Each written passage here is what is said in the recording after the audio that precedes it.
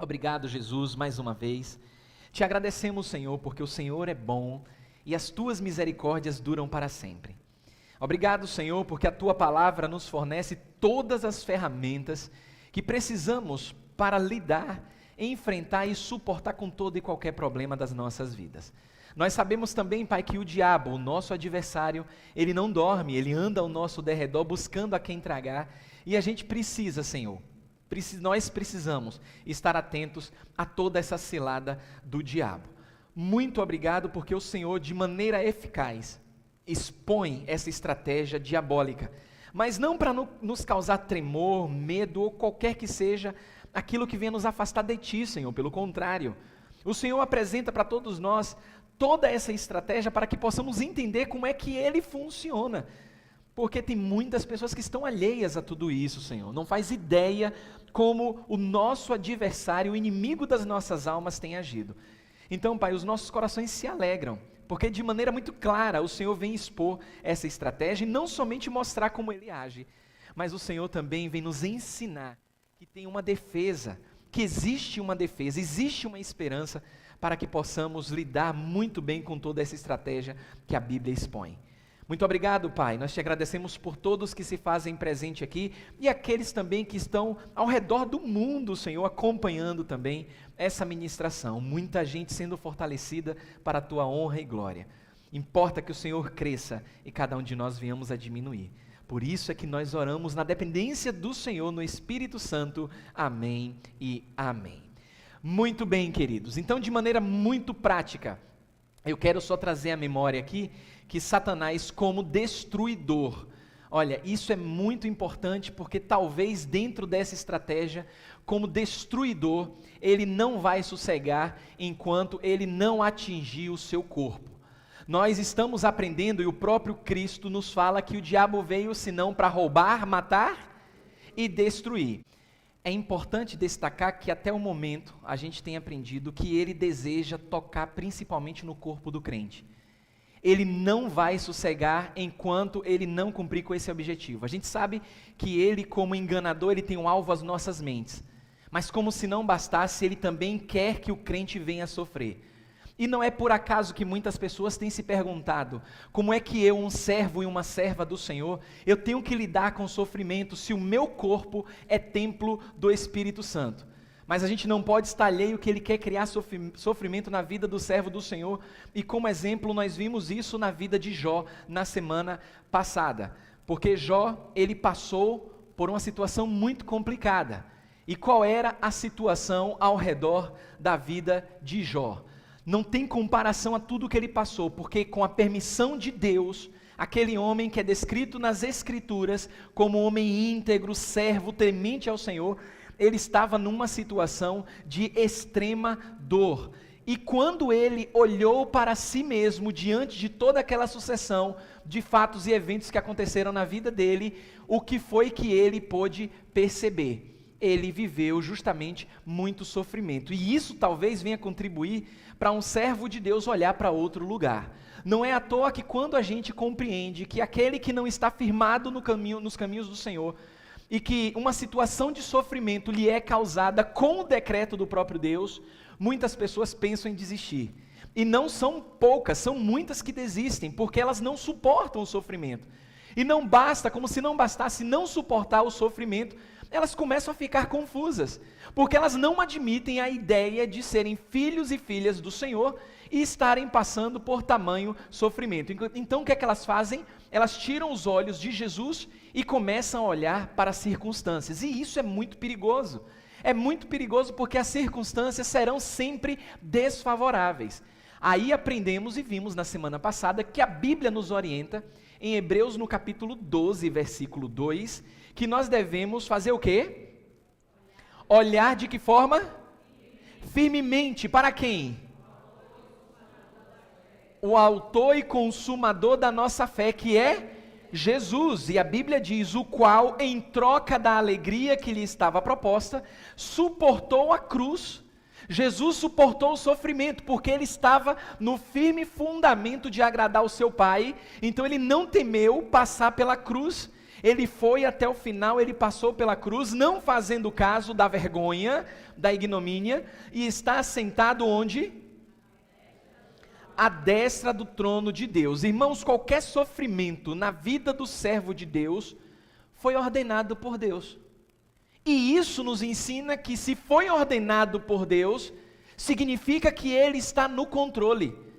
Deus não perdeu o controle da sua vida. Deus não perdeu o controle do seu sofrimento, Ele continua no controle. O que Deus não controla é como reagimos a esse sofrimento. Deus não vai controlar isso, porque nós não somos máquinas, nós não somos robôs. Então Ele está no controle do nosso sofrimento, permite até onde a gente pode suportar, mas a reação que nós temos, essa sim cabe a nós, decidir como vamos suportar. E aí a palavra do Senhor nos faz lembrar lá em Gênesis, no capítulo 4, no versículo 7. Olha só, isso aqui é a atitude. Aqui você conhece muito bem a história de Caim e Abel, e quantas chances Caim teve de se arrepender para não cometer o ato que ele cometeu. E sendo confrontado pelo próprio Deus, a Bíblia diz: se procederes bem, não é certo que serás aceito, se todavia procederes mal, atitude pecaminosa, a Bíblia diz que eis que o pecado jaz à porta. O seu desejo, eu destaco aí, porque isso aqui é muito importante, tem pessoas no meio do sofrimento e das lutas, dizendo assim: Senhor, tira esse sentimento de mim. Deus não tira nenhum sentimento de nós. Todo sentimento que temos cumpre, segundo as Escrituras, olha só, o nosso desejo, o nosso sentimento será contra nós mesmos, e cumpre a nós mesmos fazer o quê? Dominar. Então está passando por uma dificuldade de sofrimento, está com um sentimento ruim, na sua oração não diz: Senhor, tira esse sentimento de mim, porque Ele não vai tirar.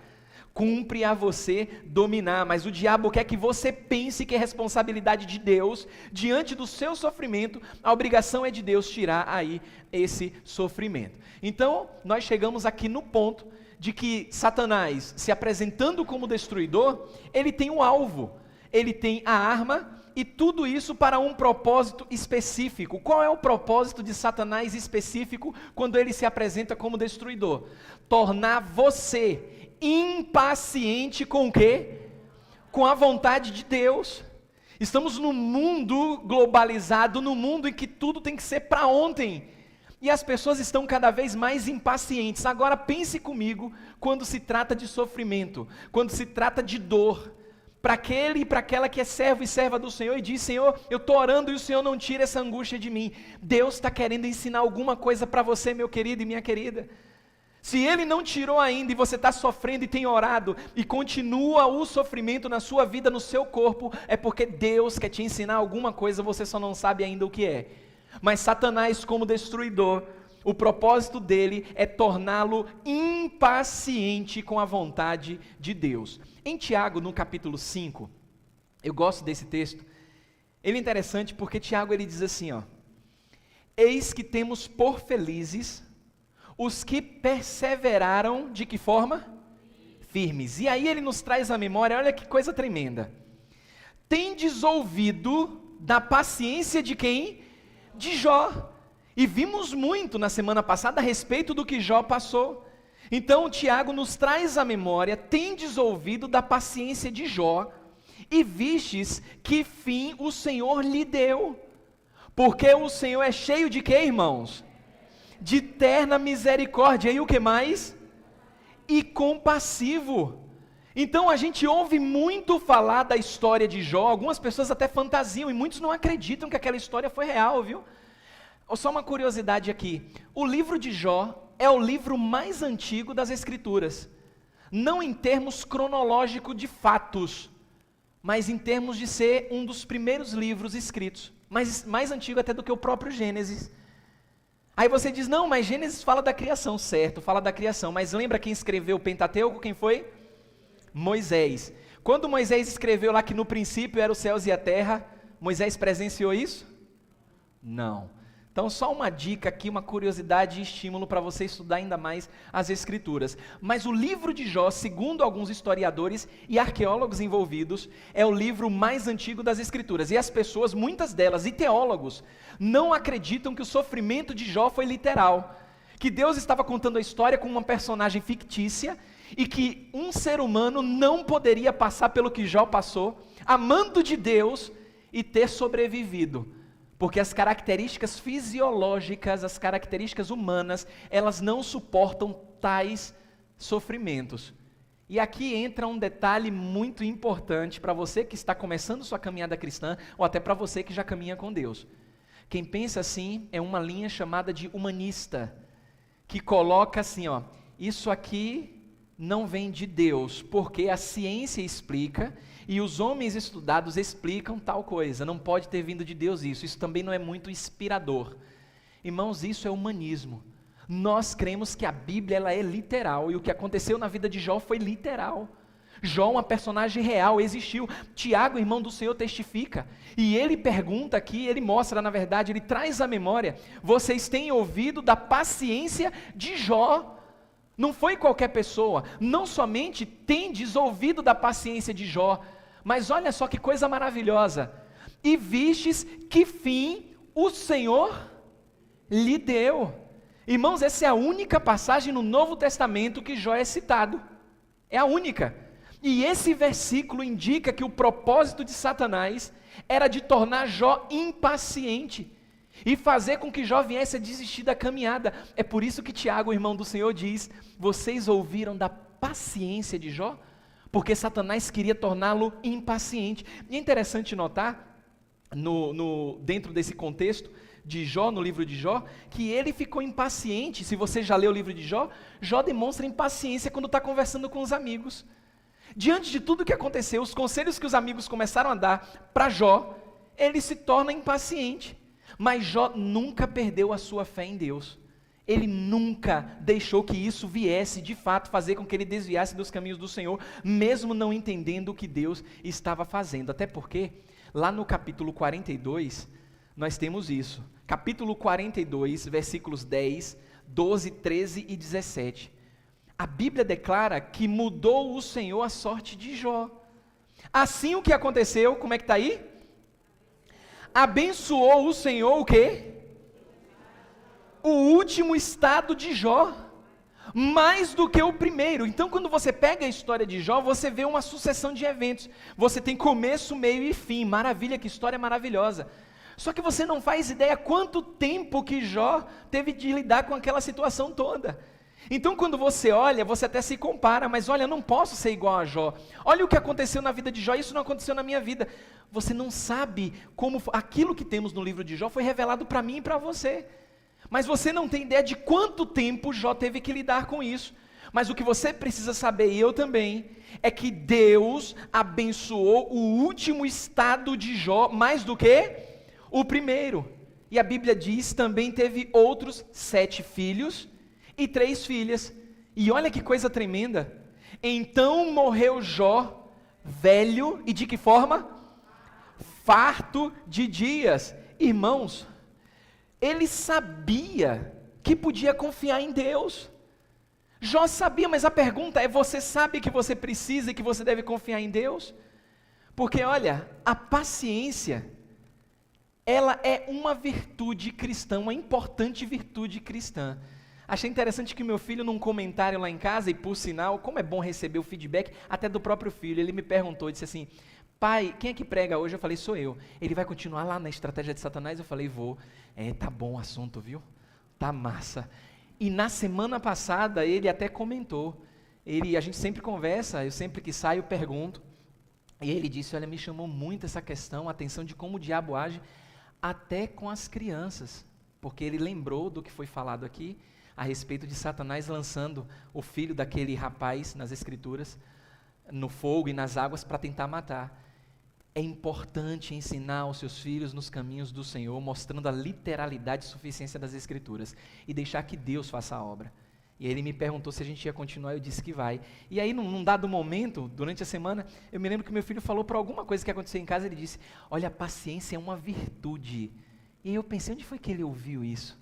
Que a paciência é uma virtude. Mas a paciência, ela é uma importante virtude cristã.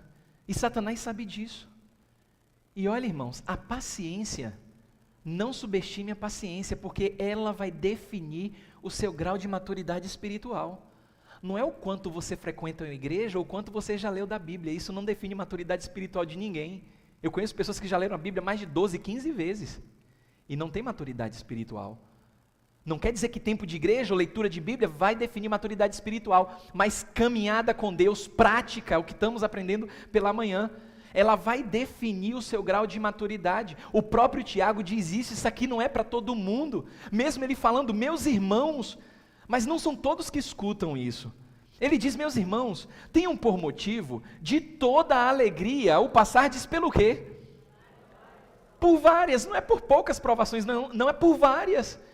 É o irmão do Senhor que está dizendo e falando com crentes, meus irmãos, tenham por motivo, não é de qualquer alegria, mas de toda a alegria, o passardes por várias provações. E aqui eu preciso abrir um parêntese para você não sair por aquela porta e dizer assim, ó, eu estou passando um perrengue danado, mas ó, estou pulando, estou alegre. Não é isso, porque sofrimento causa dor. O que Tiago está ensinando aqui é que mesmo diante do sofrimento, você lembra, porque o Espírito Santo te faz lembrar, que Deus está no controle do seu sofrimento, aí você se alegra, mesmo com lágrimas. Você sabe que Deus está no controle da sua vida, e aí você se alegra. E Tiago diz assim, ó, sabendo que a provação da vossa o quê? Provação da vossa? Mas espera lá, a Bíblia nos orientou a olhar firmemente para quem? Autor e consumador do quê? Da nossa fé. Então, se está passando por prova, por lutas, com a permissão de Deus, saiba que isso é para provar a sua fé.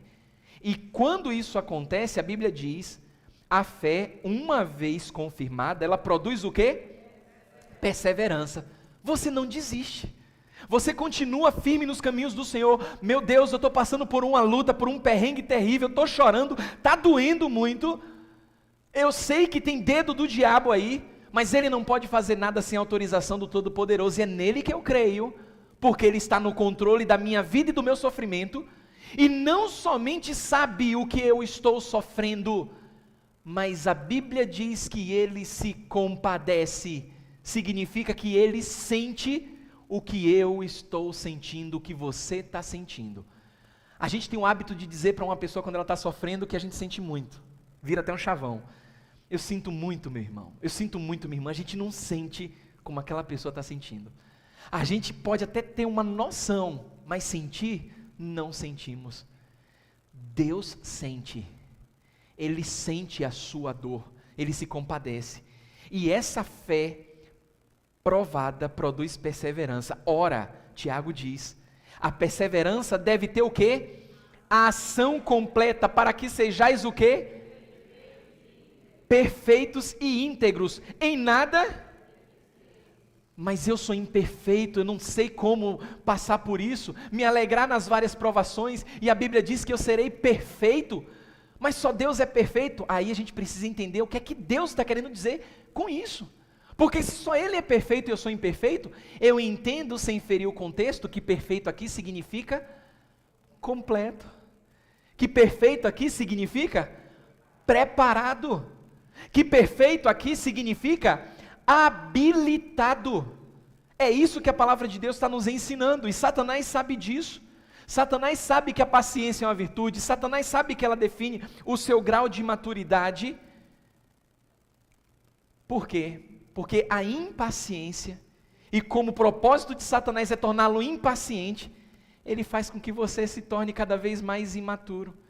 E não somente isso, se fosse parar por aí, até que dava para relevar. Mas olha, irmãos, a impaciência é um doloroso sinal de incredulidade. É dizer no coração que Deus não pode resolver o seu problema. É dizer no coração que Deus não tem o poder para resolver aquilo que você está passando. Porque a dor é tamanha, o sofrimento é tamanho, e Satanás coloca nuvem, faz fumaça diante do seu entendimento, e você se esquece de que Deus, Ele está no controle de tudo isso.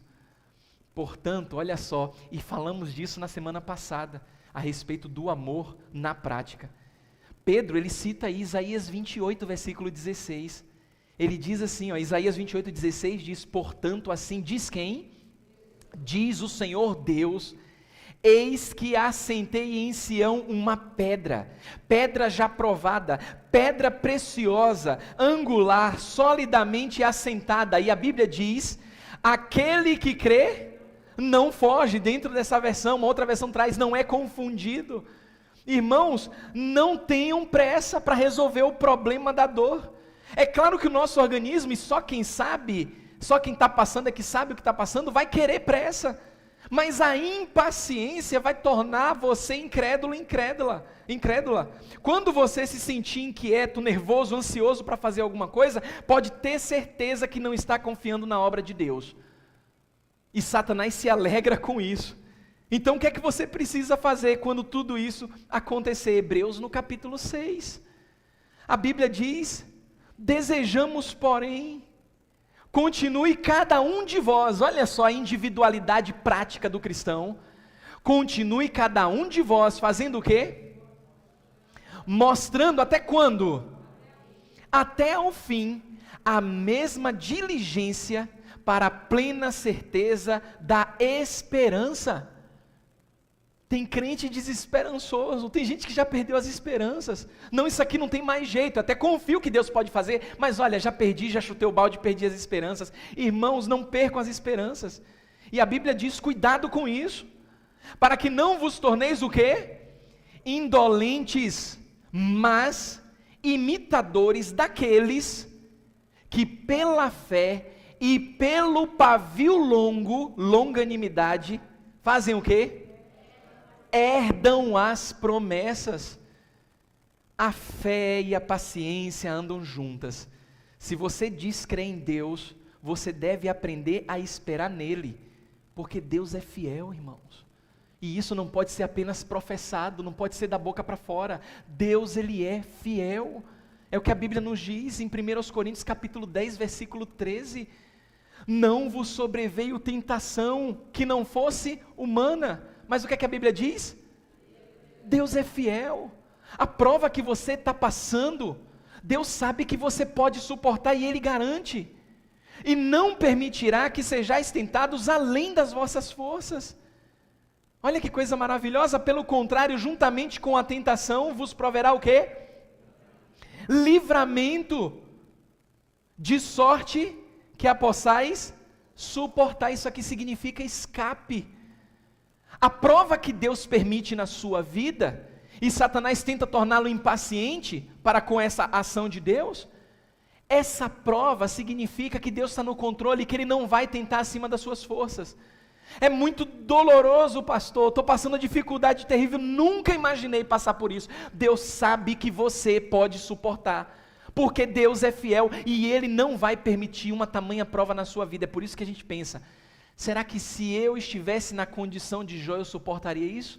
Talvez não. Por isso que Deus deixou registrado o que aconteceu na vida de Jó, porque Ele sabia que Jó poderia suportar, e disse para o diabo: olhe, não vai tirar a vida dele, mas pode tocar da planta do pé até o último fio da cabeça.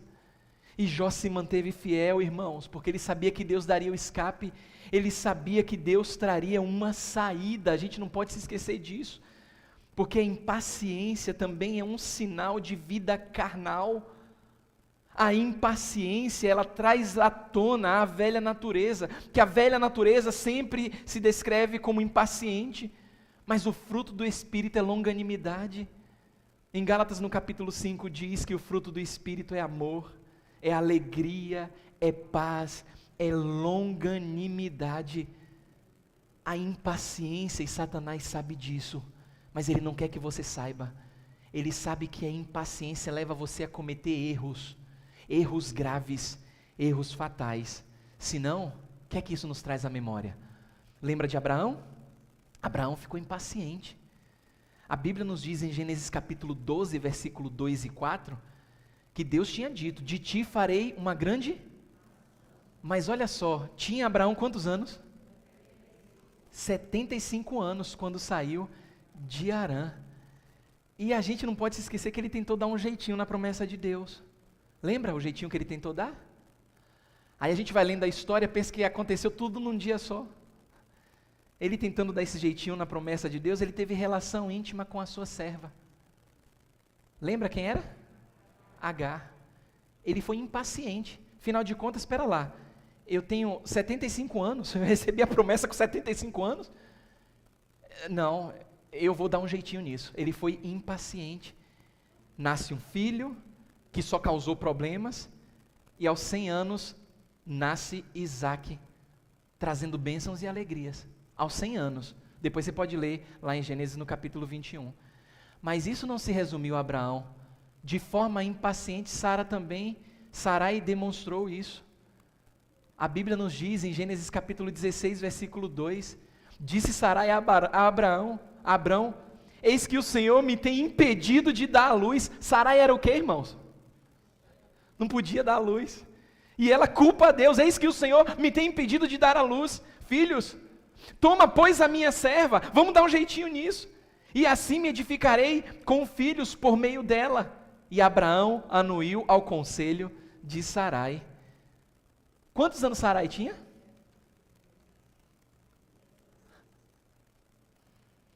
65 anos de idade. E o Senhor tem me impedido de ter filhos. Adiantou alguma coisa a impaciência? Não, irmão. Sabe por quê? Porque Gênesis capítulo 21, versículos 5 e 6 diz que tinha Abraão 100 anos, quando lhe nasceu Isaque, seu filho. E disse Sara, olha só, Deus me deu motivo de quê? De riso. E todo aquele que ouvir isso vai rir-se juntamente comigo. Mas também tem uma história que mostra como a impaciência pode destruir a reputação de uma pessoa. Aí eu trago aqui à memória o rei Saul.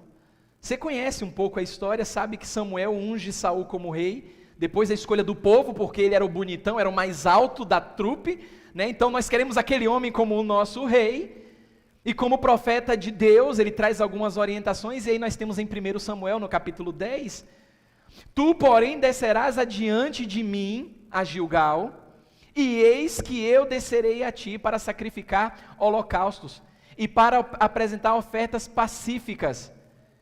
A ordem foi dada. Quanto tempo? 7 dias. Farás o quê? Espere. Seja paciente. 7 dias. Mas está um conflito danado aqui, o povo está em guerra. Espere 7 dias. Quem está falando é o profeta de Deus. Aí quando o profeta de Deus fala, a pessoa acha que tem entendimento, e aí está vivendo na carnalidade e não quer assumir as consequências. Aí ele disse, 7 dias espere, até que eu venha ter contigo, e te declares o que há de fazer. Olhe como se dá a queda de um rei. Saul, impaciente, a Bíblia diz em 1 Samuel capítulo 13, que esperou Saul quanto tempo? 7 dias. Opa, olha só que bênção. O profeta tinha dito, espere quanto tempo? 7. E a Bíblia está dizendo que Saul esperou 7 dias, segundo o prazo determinado por Samuel.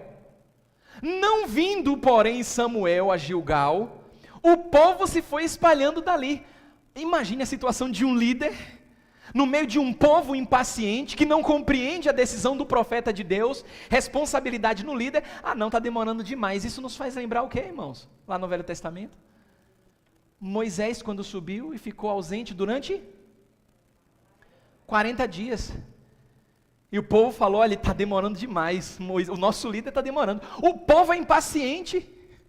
E isso se repete nos dias de hoje. E a Bíblia diz que o povo impaciente foi se espalhando dali. Então disse Saul, claro, um homem fraco também, ficou com medo, viu o povo se dispersando. Ele teve que tomar uma atitude. Trazei-me aqui o holocausto e ofertas pacíficas. E fez o que, irmãos? Ofereceu holocaustos. Será que Samuel era um falso profeta? Não, porque Samuel disse que voltaria em quanto tempo? Será que ele não ia cumprir sua palavra? A pergunta que tem que ficar é, será que Saul esperou mesmo? Será que ele esperou 7 dias completos? A Bíblia diz que ele esperou 7 dias, mas no mesmo dia, no 7º, olha isso aqui que é maravilhoso, ó. Mal acabara ele de oferecer o holocausto. Meu Deus. Eis que chega Samuel. Saul lhe saiu ao encontro para o saudar.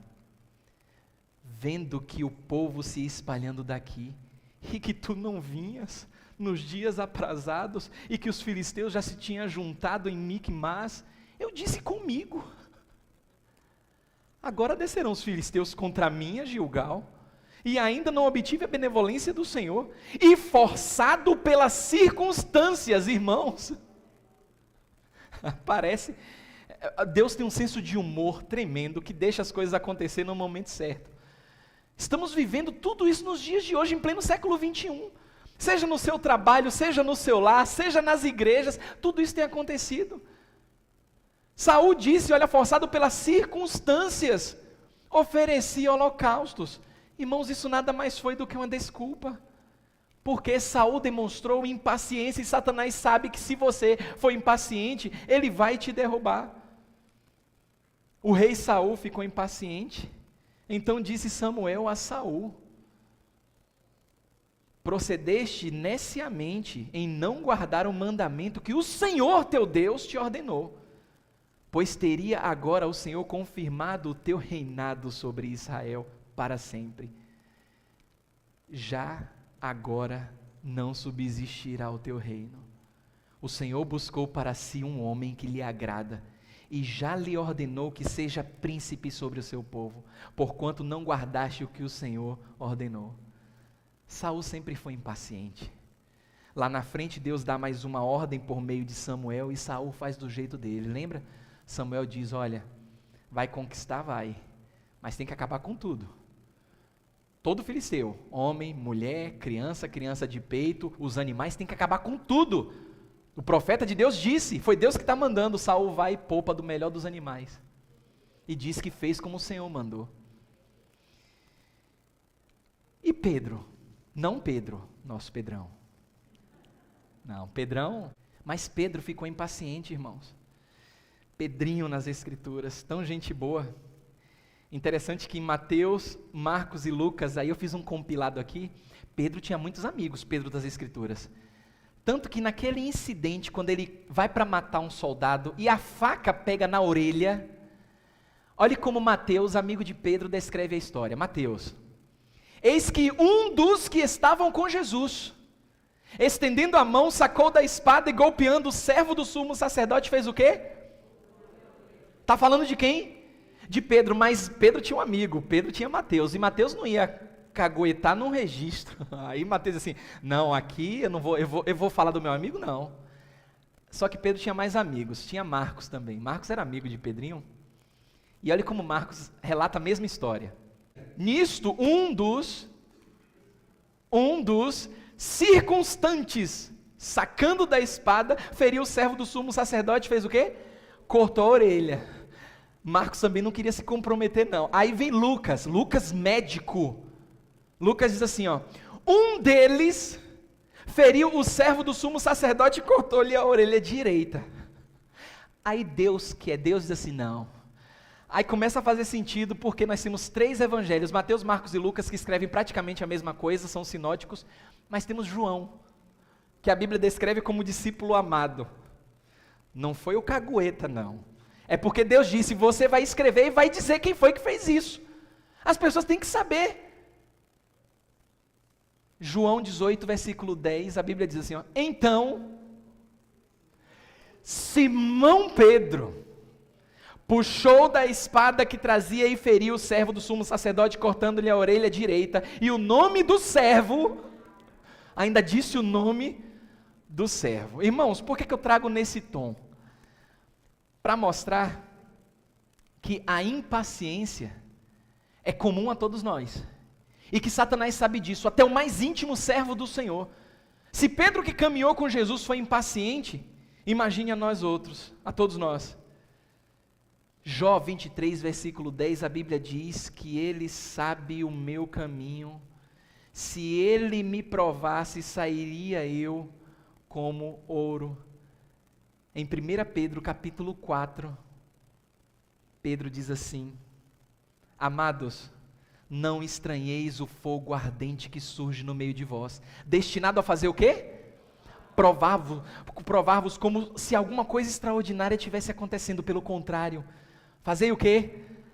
Alegrai-vos na medida em que sois co-participantes do sofrimento de Cristo, para que também na revelação de sua glória vos alegreis exultando. Se pelo nome de Cristo sois injuriados, bem-aventurados sois, porque sobre vós repousa o quê? O Espírito da glória de Deus. Não sofra, porém, nenhum de vós como assassino, como ladrão, como malfeitor, ou como quem se intromete em negócios de outrem. Mas se sofrer como cristão, não se envergonhe disso. Antes faça o quê? Glorifique a Deus com esse nome. Quando os problemas com a família, amigos, finanças ou sentimentos estão começando a tornar a vida desconfortável, pode ter certeza que Satanás está por perto, à espera de uma oportunidade para atacar. Não desanime. Deus lhe deu uma defesa. Semana que vem, se Deus quiser, que Deus continue te fortalecendo. Sabe por quê? Abençoado e abençoada você já é, em nome de Jesus. Pai amado e querido, obrigado. Obrigado por essa palavra, Senhor. Por esse momento tão gracioso e maravilhoso, Senhor. Momento que nos fortalece em família, em unidade, em comunhão. Nós te agradecemos, Senhor, porque nós não merecemos isso. O Senhor está expondo de maneira muito clara, muito objetiva essa estratégia. Mas a gente também não pode se iludir. Tem uma guerra espiritual acontecendo ao nosso redor, e mesmo assim, as hostes diabólicas não irão mudar os planos, nos mostrando que se a gente olhar para as Escrituras, nós levaremos vantagem, Senhor, que a Tua palavra é viva, não volta vazia. Então, Pai, fortalece o Teu povo. Só o Senhor sabe e sente o que cada um tem passado com as suas lutas e sofrimentos, mas em nome de Jesus, faz lembrar por meio do Espírito Santo, que o Teu povo comprado com Teu sangue, Senhor, é mais do que vencedor. E que possa vencer a impaciência com a longanimidade. Dói, traz sofrimento, traz lágrimas, sim, mas não permita, Senhor, que o Teu povo venha perder as esperanças em Ti, Jesus. Os dias são maus, e nós queremos olhar cada vez mais para o Senhor de maneira firme, porque em Ti está a esperança que tanto precisamos e o fortalecimento para seguir em frente. Nós oramos gratos no Teu maravilhoso nome, que é o nome de Jesus. Amém e amém.